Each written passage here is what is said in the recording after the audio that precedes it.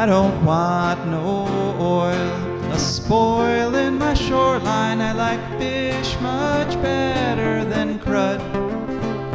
I like birds and things a-creeping and crawling. Won't trade no more oil for blood. The sun done give us all we need to make this country run. But that black demon oil's got us fussing and fighting, and I do believe it's time we was done. I don't want them nukes run by them kooks who think radioactivity is fun. No more three-headed frogs or kids with leukemia. Nuclear power ain't fit for a dog. The sun done give us all we need to make this country run. But that nuclear power's got us fussing and fighting, and I do believe it's time we was done. No nukes! Good morning, Toledo, and good afternoon, Columbus, and hello to everyone in Bowling Green, and a big hello to everyone listening on the internet, wherever or whenever you may be. My name is Shehbaz Kahn, and I'm here with my open-minded co-host, Rebecca Wood. Welcome, Rebecca. Thank you. Together, Rebecca and I are going to bring you another informative hour of radio called For a Green Future. This show, For a Green Future, is a show where we talk about ecology and the environment. And we talk about them in the way that they affect you, your wealth, your health, and your happiness. And the wealth and health and happiness of your friends and family. And the health of the phytoplankton and the zooplankton.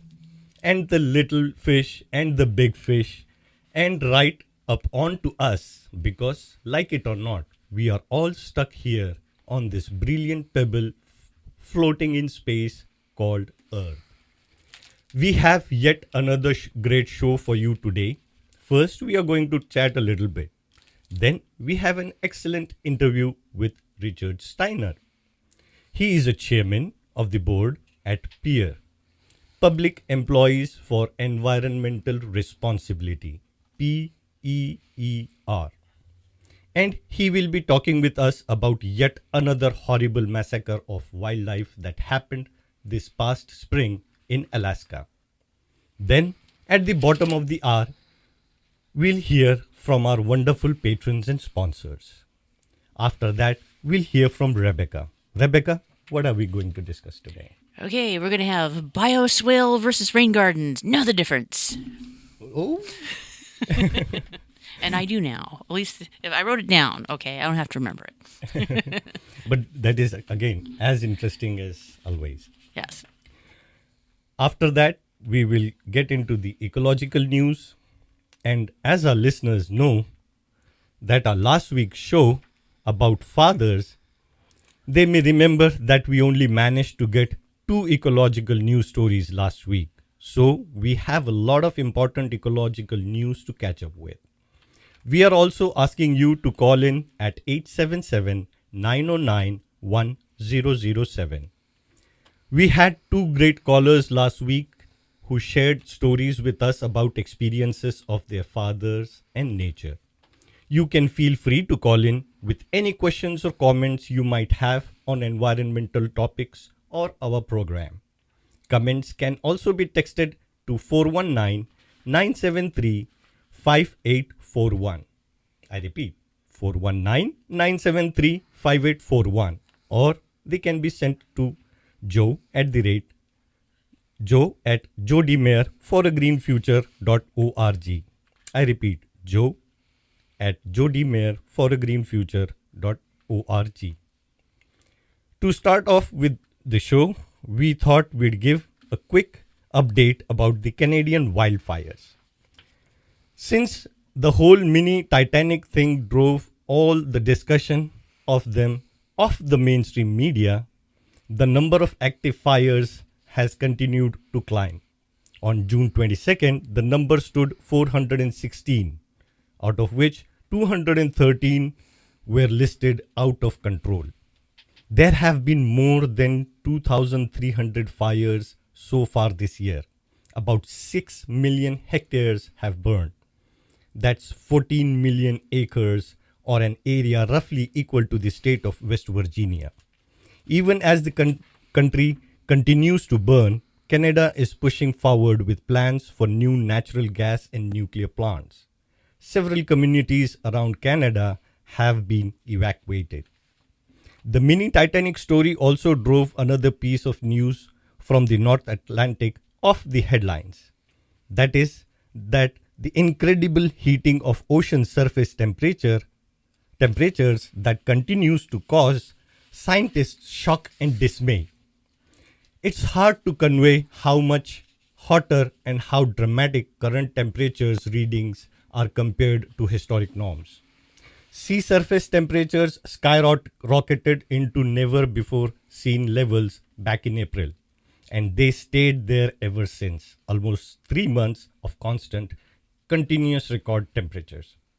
The one bright spot in all of this is that the idea that we are caught up in a positive feedback loop is rapidly being accepted as a consensus among scientists.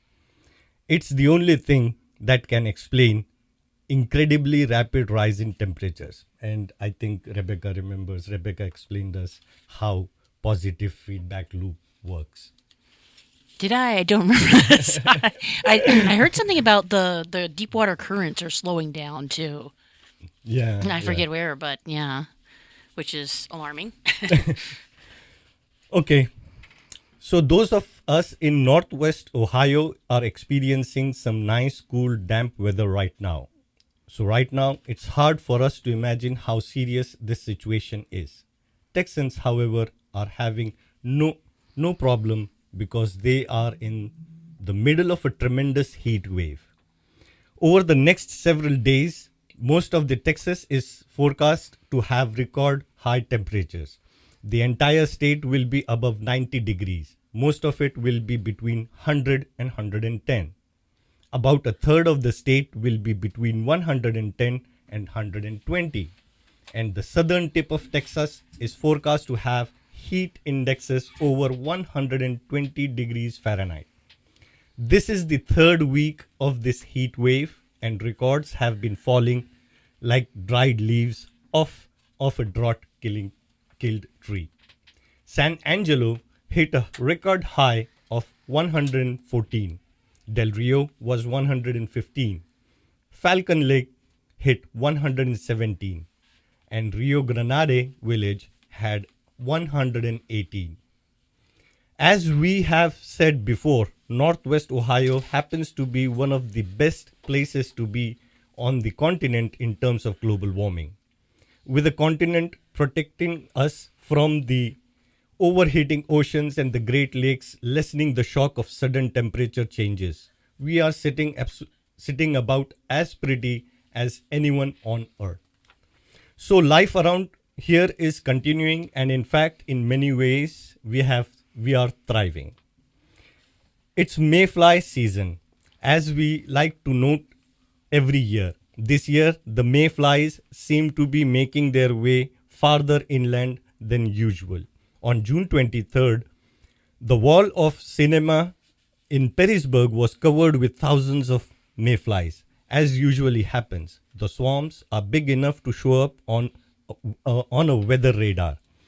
Ohio Edison has actually begun to turn streetlights off in some communities along Lake Erie to discourage the flies. Port Clinton, Marblehead, and Erie townships are all going dark, which is beneficial to many species, not just mayflies. So we are doing okay at the moment, but that doesn't reduce our responsibility to the rest of the world. One positive development we have noticed in recent weeks is a definite uptick in the number of electric vehicles on the road. Teslas still dominate, but Chevy Bolts and plug-in hybrid cars like the Chrysler Pacifica plug-in hybrid are showing up in greater numbers.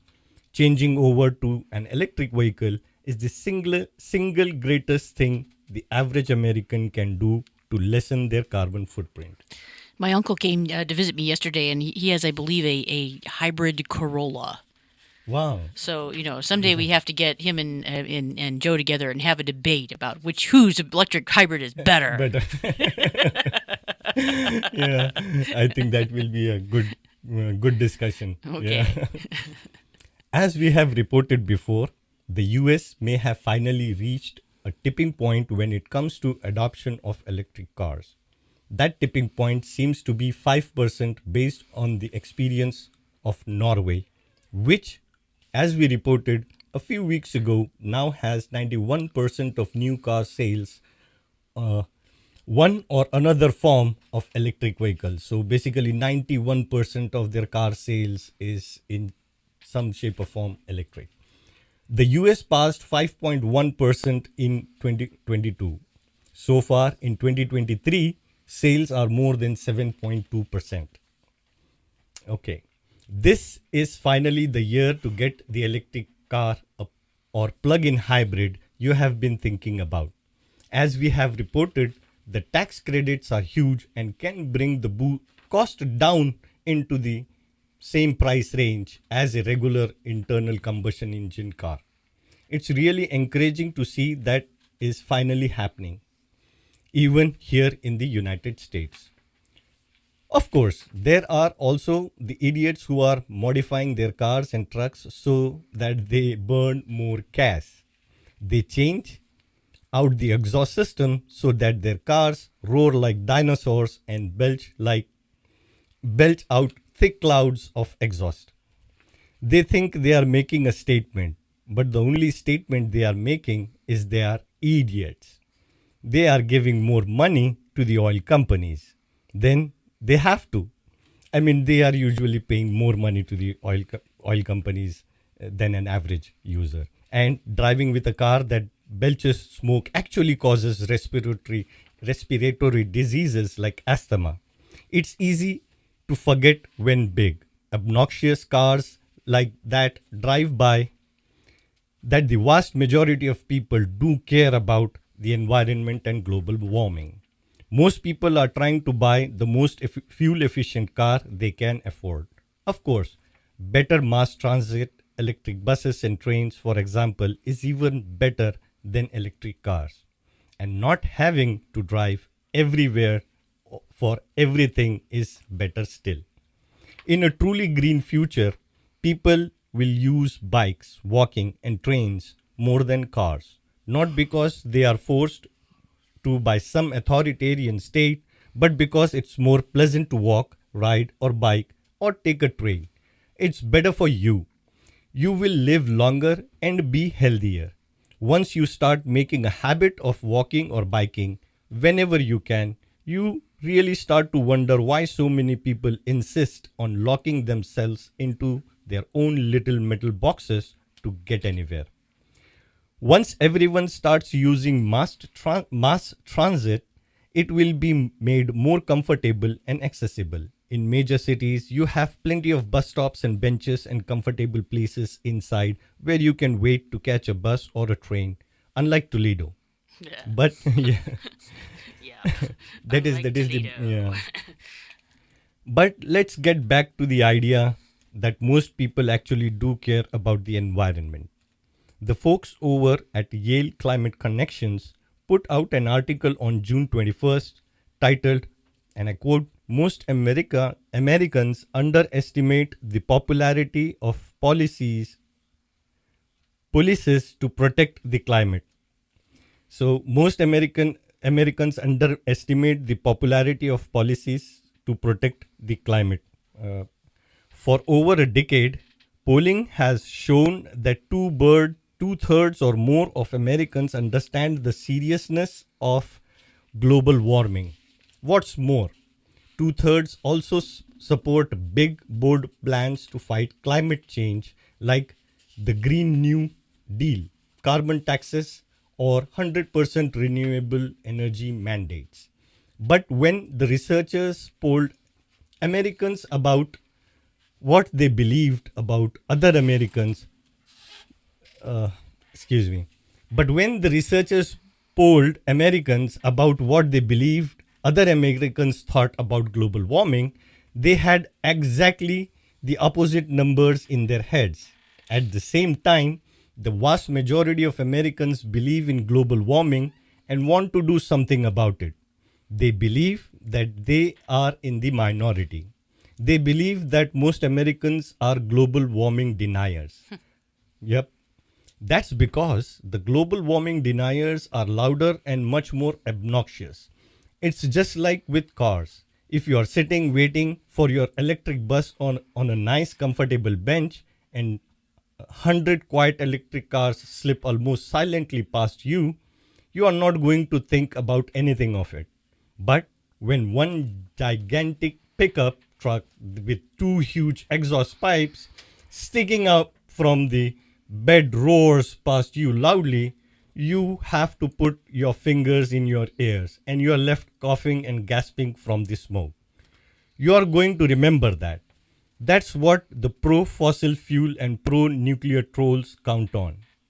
Every time there's an online story about global warming, the comment sections are filled with obnoxious trolls, hurling insults and global warming denial like a spoiled 6-year-old throwing away birthday cake at everyone, having a tantrum because they were given the wrong Pokemon doll.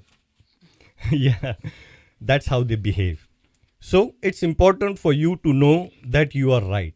Global warming is real. We support you in your decision to buy an electric car or a plug in hybrid. We are happy when we see you putting solar panels on your roof. In fact, the majority of Americans want almost everything that is essential for a green future. They want clean water, rivers you can drink from and swim and fish in. They want protections for old growth forests. They are fed up with the 1,000-year-old trees being grounded up for toilet paper. They support indigenous communities that are trying to stop pipelines from going through their lands. They want to see our wildlife preserved, not wiped out. They are even, believe it or not, willing to make some sacrifices to see these things happen. But as long as people believe they are in the minority, they believe making an individual sacrifice or change isn't going to help that much because the majority are still intent on using up the planet. It's very hard to get people to actually change their ways. People people aren't willing to make sacrifices. They believe it will do no good. Well, this is your wake up call. It turns out most everyone you know is also ready to make a change if they know it will do some good. Show them that it will. Start making the changes yourself, and you will be surprised at how that change will spread and more people will start adopting it. It happened in Norway. Just few years ago, electric car sales were below 5%. Now they are at 91%.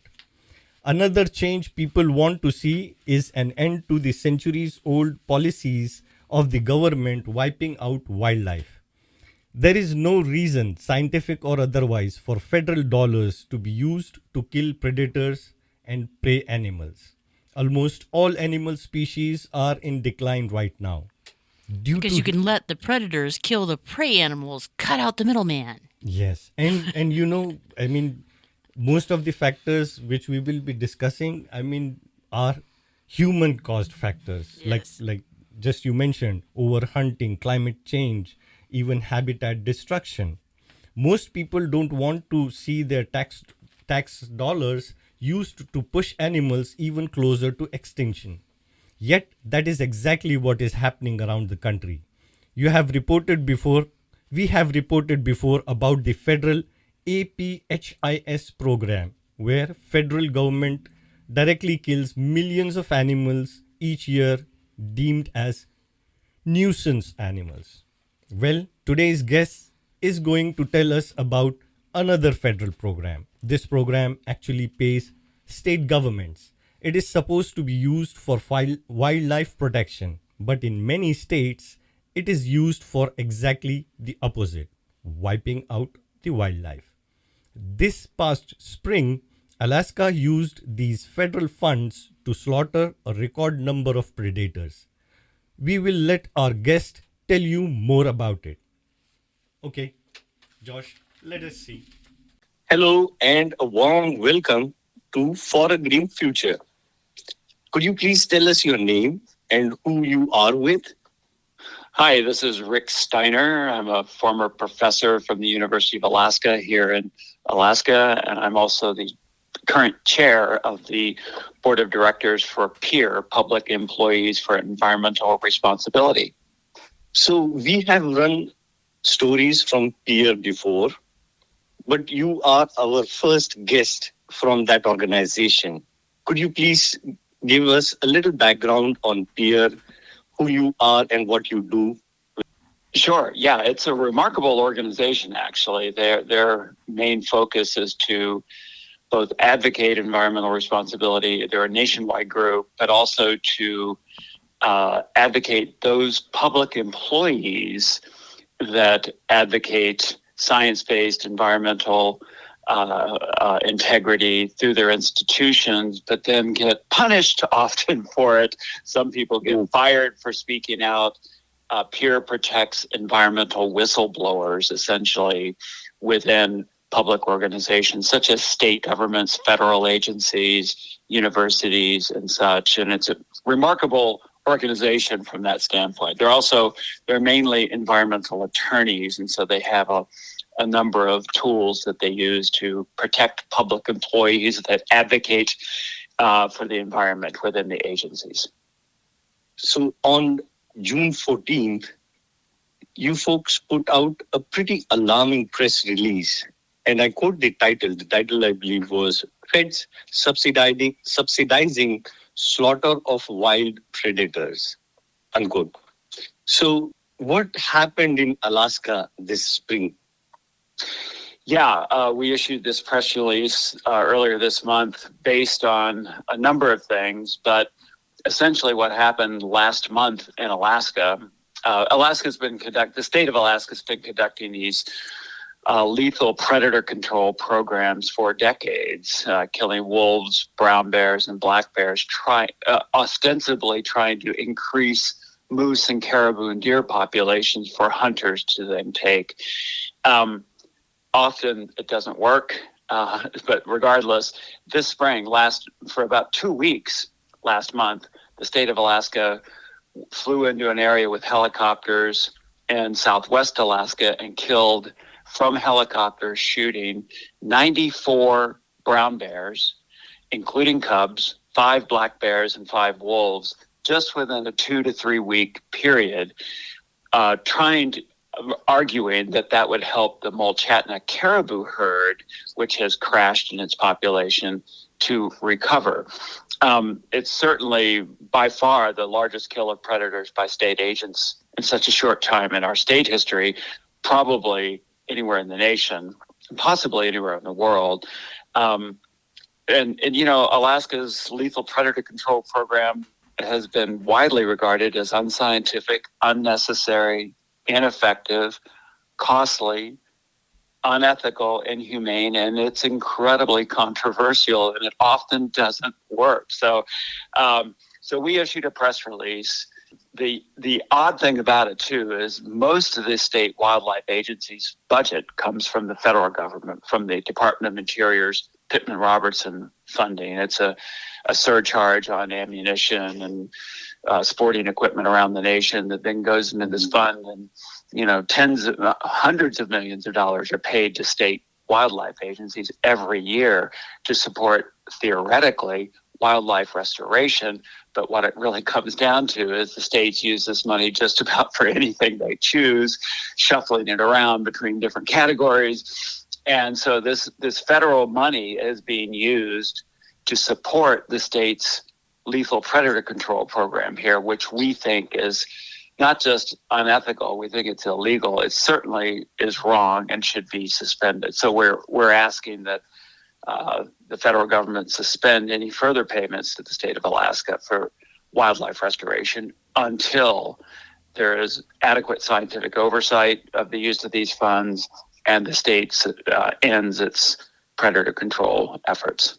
You talk about these federal funds. So, is there any watchdog agency at a federal level which kind of monitors the funds usage? You would think there would be, and that's a great question, and that is the problem. There isn't.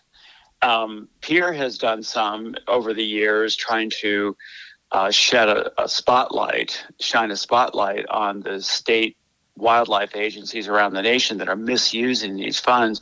But technically, we submitted a rulemaking petition to the Department of Interior 2 years ago with a number, like 30 or 35 different NGOs across the country, and it was forwarded through the Global Indigenous Council to the Secretary of Interior, proposing that the Department of Interior adopt a rule that would provide one, public comment and public scrutiny on all of these funds that go to state wildlife agencies from the federal government. And secondly, that there be adequate scientific oversight. And thirdly, that when the federal agency and its scientific oversight of the use of these funds by states determines that the state wildlife management is not in line or supportive of federal wildlife management goals, that these funds be held in suspension until the states clean up their act. We have not even received a response from the Biden Department of Interior on that. So there needs to be oversight. Absolutely. So quickly to my next question, Mr. Richard, don't you think that the idea that you should eliminate predators in order to increase game animals get disapproven way back in the 1950s? Yeah, I think science has been pretty clear on this. This used to be, a century ago, people thought, well, to make more deer and caribou and moose and sheep and things like that, we need to kill the predators, and that's the only thing. That's the only thing they would do from a management standpoint. But all of these populations, these wild ungulate hooved animal populations, are very dynamic. There's multiple causes of what increases their population and what decreases their population. Predation is only one of them, and often we know that predators often take the weak, the sick, the elderly, and sometimes the young, so that they can actually increase the vitality of the herd rather than decrease it. The other problem is we've seen that when you remove predators, sometimes a ungulate herd can get too large and overgraze a prey resource, a plant-based prey resource, and cause a catastrophic collapse of the population down the road. So if there is any benefit from predator control on an ungulate population, it's usually very short-lived, and far more often, there's more harm caused than good. So these things should be in our history books. They should not be a current practice in wildlife management, period. The Mulchatna caribou herd that the state of Alaska was trying to help has declined from about 200,000 caribou. It's just one of our many, many caribou herds in Alaska. And the Mulchatna herd has declined from about 200,000 in 1997 to only 12,000 now. But that's due to many factors: climate change and habitat problems, disease, a brucellosis problem, and overhunting. The state should have restricted hunting years ago to protect that herd, but they didn't. And now here we are. And so the only thing the way to cover their mismanagement is to go out there and kill every single bear and wolf within that calving aggregation of the herd last month, which is what they did. And I don't think in world history there have been 94 brown bears, grizzly bears, killed within a 2-week period by state agents, government agents anywhere. So it's quite a historic disgrace for the state of Alaska, to be honest with you. Mm-hmm. And I think out of the many factors you mentioned of the declining population, most of the factors are man-made factors rather than natural disasters. So this brings on to my next question, sir. How exactly does removing predators harm prey animal populations? That's a good question. And I mean, the whole point of state governments and the federal government does this too through a very arcane agency called Wildlife Services within the Department of Agriculture. They go around and eliminate predators and what they consider nuisance populations of animals all the time. But the argument is that it would assist ungulate populations, but it seldom does. And when it does, it's only short-lived. And on the other side of that equation, often, you're leaving sick and diseased and less fit animals in a population by removing the predators. And the other thing is that, again, the prey population, the caribou or moose or deer population, when you remove the predators, can expand beyond the carrying capacity of its habitat and then crash catastrophically and remain low for years. And that's something we've seen in many places. We've seen it here in Alaska. And plus the other issue with the Mulchatna caribou herd that they were trying to help last month is that they've been doing wolf control out. The state has been killing wolves out there, all the wolves around that herd, for about 10 or 12 years. That has not helped the herd to recover. So you remove predators and new predators come in. These bears travel from 100 miles or more into this post-calving aggregation where the caribou are having their calves. And, every spring before the salmon start coming into the stream, that's what bears do. So this will not have any long-term positive impact on the herd. And it's done politically. I think there's this deep-seated anger and hatred that some people still have for wolves and bears, and they want to be seen doing something. So they like flying around shooting them. And it's a barbaric, ancient sort of emotional sentiment that has no place in modern wildlife management. That's true. That's true. So usually we find a lack of game animals. The cause is overhunting by humans, not predators. So is that the situation in Alaska as well? Yes, I believe that's the situation with this specific caribou herd. That has declined from 200,000 animals down to 12,000 in a 25-year period.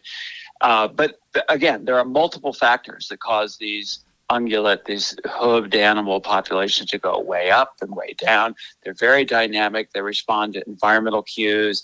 You can have a hard winter. You can have a winter in which you have, freeze-thaw things and then ice forming over their grazing habitat where they can't get food and there's starvation. That happens a lot here in Alaska, particularly with climate change. So humans are definitely the only controllable factor, and that's with global carbon emissions and hunting take, essentially. Again, they should have restricted hunting take of that caribou herd years ago. And they only did that about 2 or 3 years ago, so they were really late to the game, to the issue. The state of Alaska was. So what should be happening here? What changes are peer asking for? We're asking through our rulemaking petition to the Department of Interior, submitted 2 years ago, with a number of NGOs throughout the United States, submitted through the Global Indigenous Council, some good, strong indigenous advocates. To have the Department of Interior adopt a rule so all federal funds that are paid annually to state wildlife agencies have to go through a public comment period. That is not the case now. Have to go through rigorous scientific review. And then thirdly, those funds be restricted from state wildlife agencies that conduct these large-scale lethal predator control efforts that we know are not scientifically rational or supported. And so that's what we've proposed to the Department of Interior. They have yet to respond. But if people want to weigh in, they could contact their local U.S. Fish and Wildlife Service office or the Secretary's office in Washington, D.C. directly and say, support that rulemaking petition from September of 2021. Please, is there anything you would like to add? Well, just that this antiquated predator control ideology is sort of driven by an irrational hatred and fear. Some people still hold for wolves and bears, and trying to increase the availability of some of these ungulates for trophy hunters and things like that. And it's just antiquated. It's old-fashioned. It has no place in modern wildlife management. And the federal goals are to establish naturally balanced wild ecosystems. Those are good. But then why are they paying all this money to state wildlife agencies that are then trying to manipulate wild ecosystems to increase moose and caribou and deer populations for hunters to kill? So it makes no sense. And we need the Biden administration to step up to the plate and do its job here. Please educate our listeners. How can people find out more about PEER? I would say the website, which is just peer.org.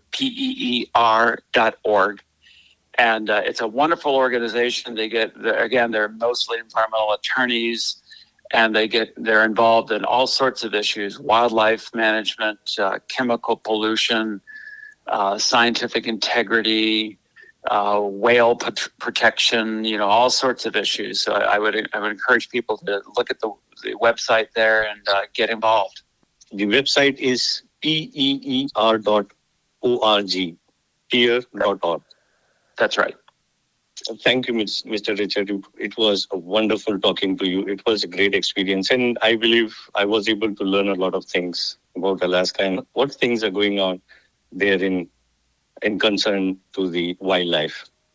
Wonderful. Yeah, great talking to you, Shehbaz. And I hope your listeners learned something too. And this is a wonderful place, but we need public help from across the country because most of these lands here in Alaska are federal. All right, my dear listeners, that was Richard Steiner. Thank you very much. We are very happy to be able to bring you that interview from our friends at PEER.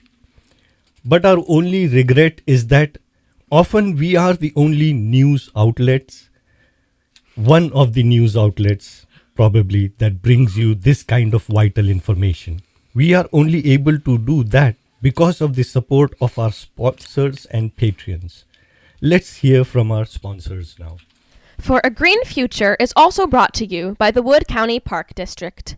The Wood County Park District is a natural resources conservation agency.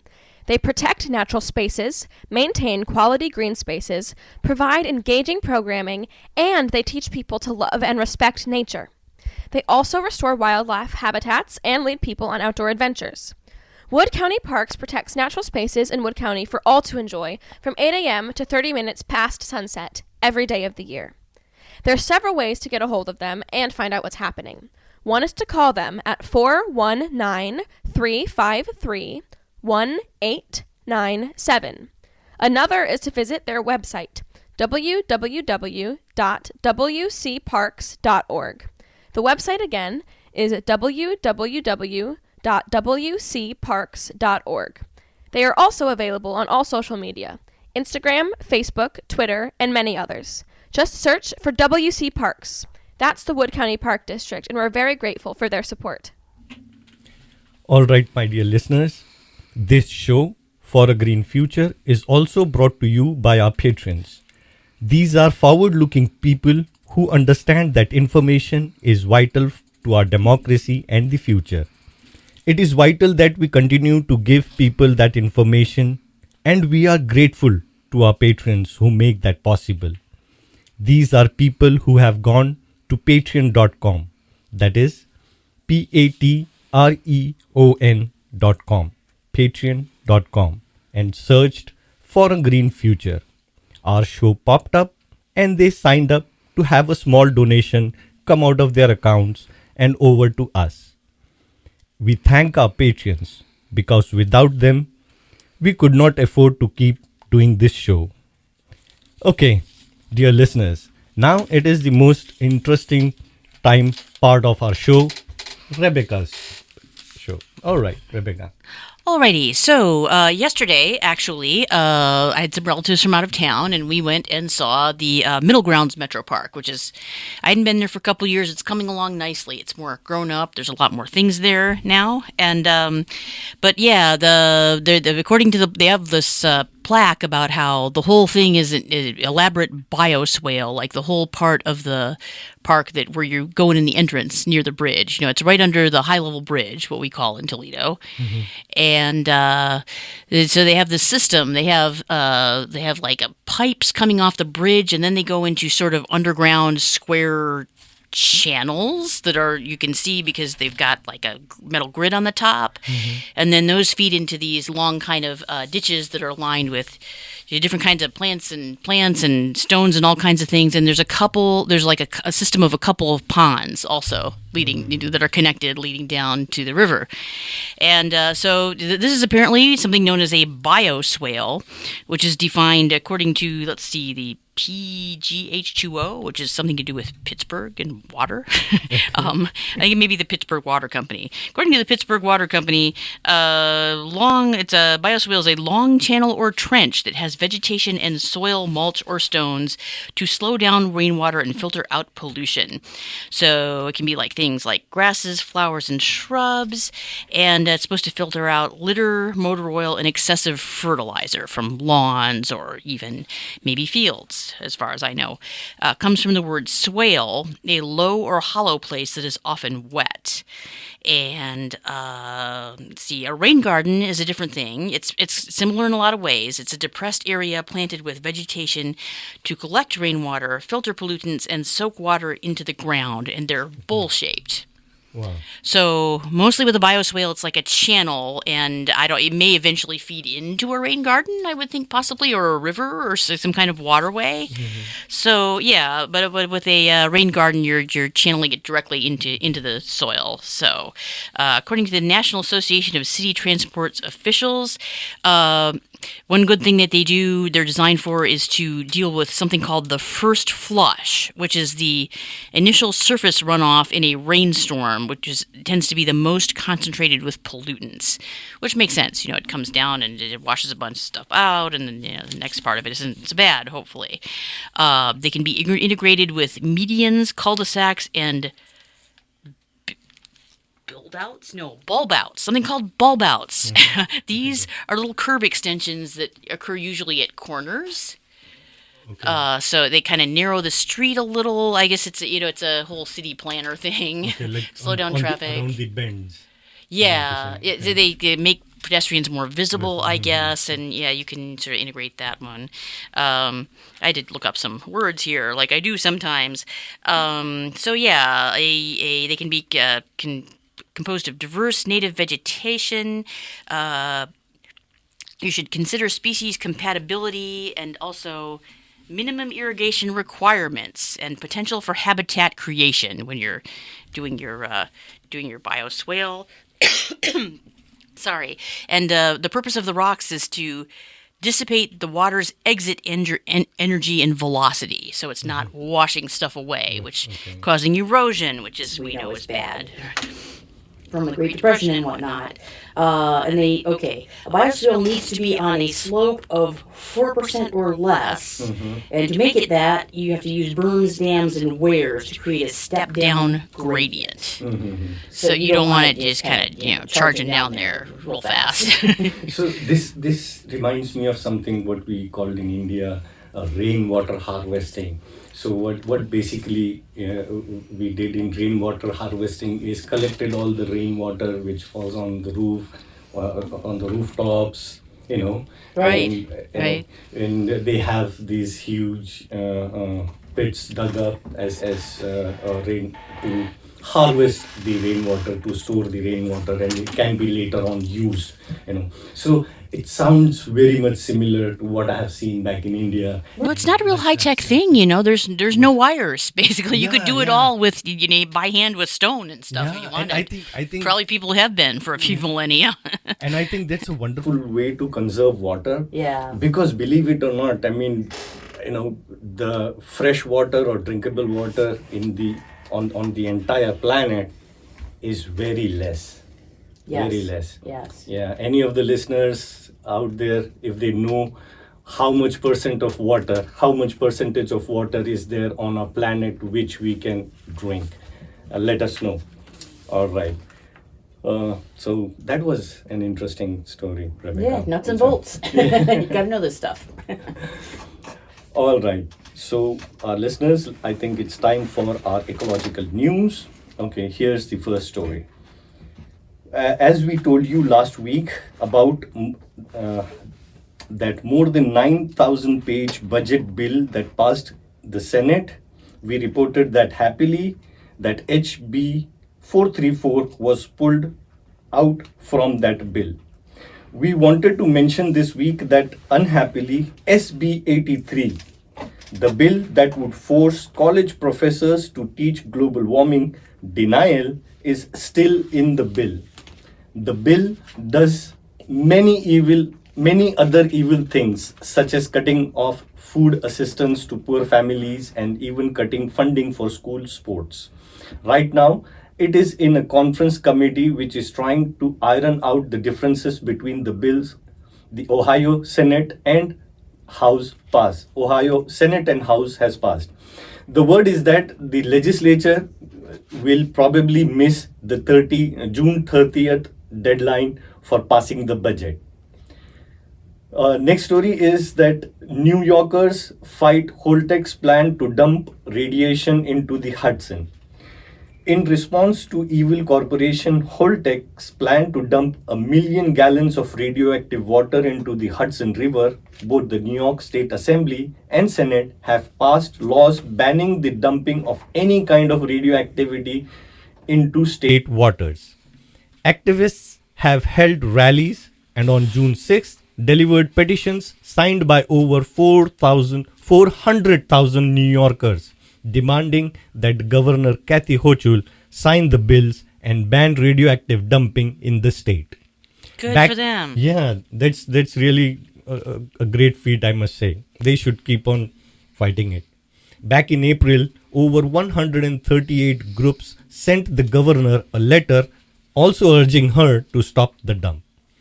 Tritium is the main radioactive component, as we have reported in the past. It has a half-life of about 12 years. After 10 half-lives, radioactive elements decay away.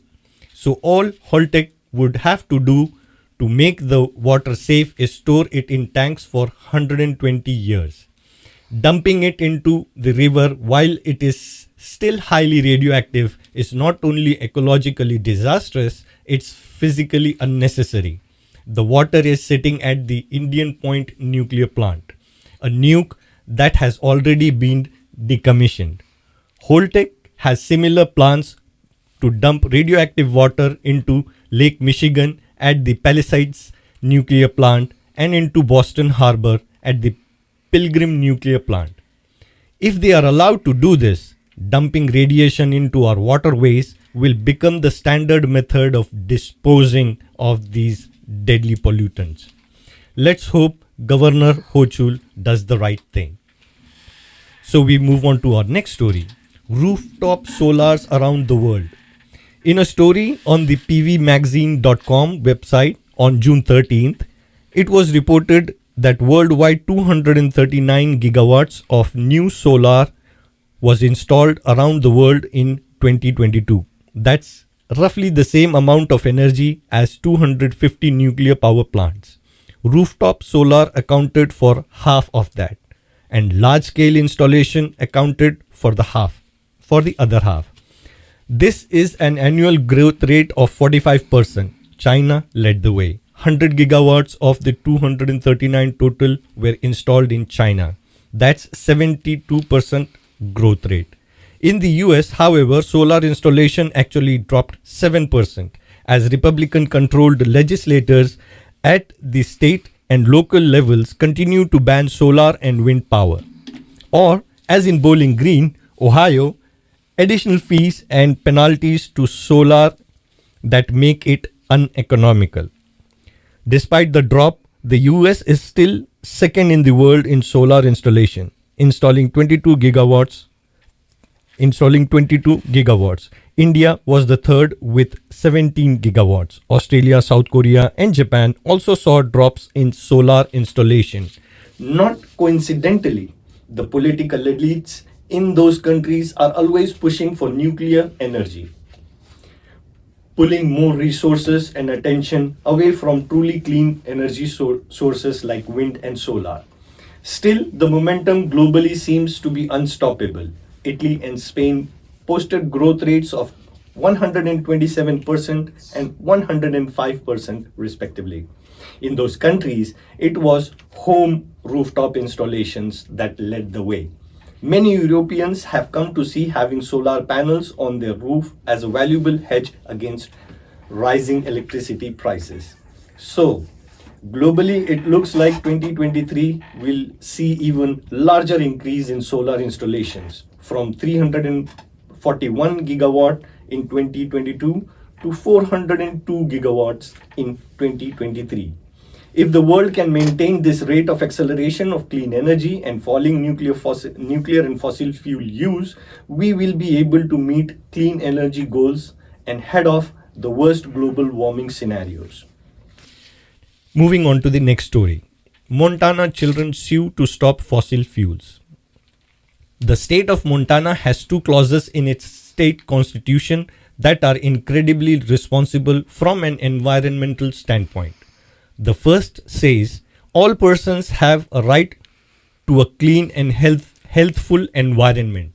The second says that the state and each person shall maintain and improve a clean and healthful environment in Montana for present and future generations. Using these clauses, back in March of 2020, a group of 16 children sued the state of Montana, claiming that the state's policy of encouraging fossil fuels like coal and oil violates the state constitution.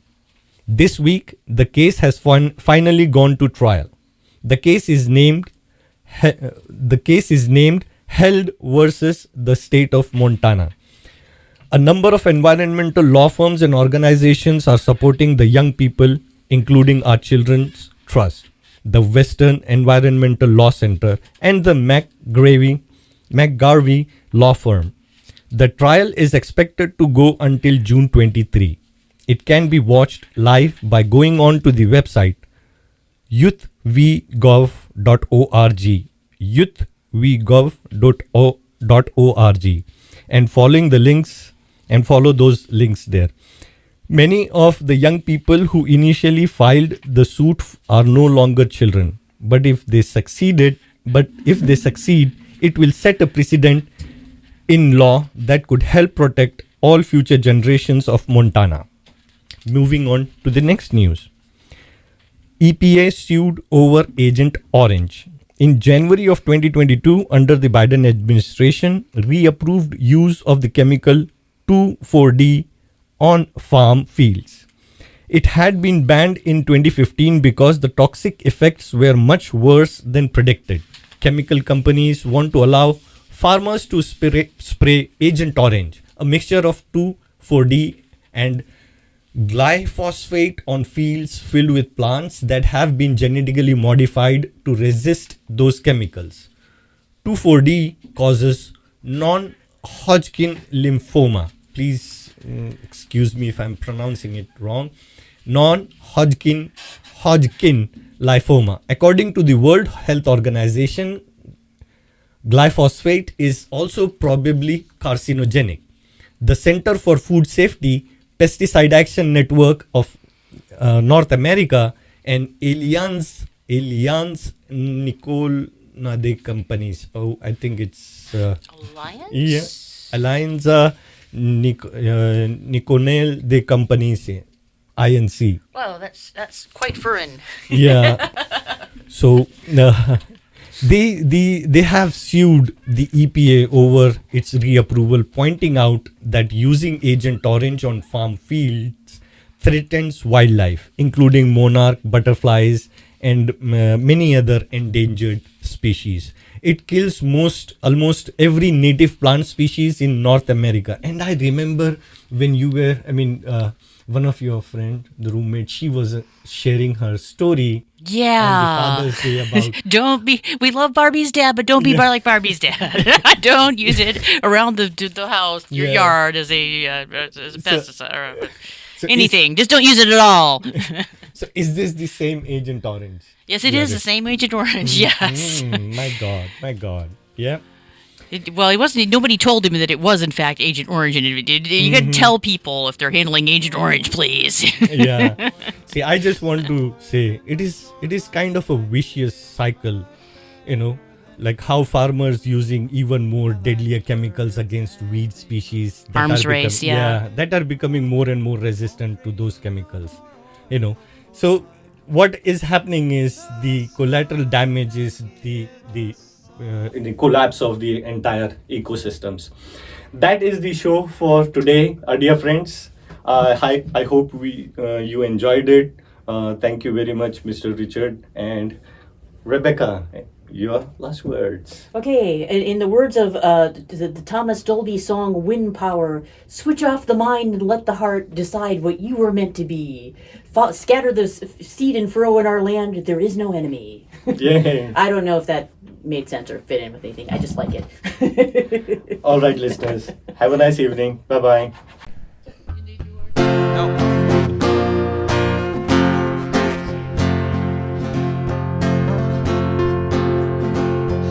I don't want no oil, a spoil in my shoreline. I like fish much better than crud. I like birds and things a creeping and crawling. Won't trade no more oil for blood. The sun done give us all we need to make this country run. But that black demon oil's got us fussing and fighting, and I do believe it's time we was done. I don't want them nukes run by them kooks who think radioactivity is fun. No more three-headed frogs or kids with leukemia. Nuclear power ain't fit for a dog. The sun done give us all we need to make this country run. But that nuclear power's got us fussing and fighting, and I do believe it's time we was done. No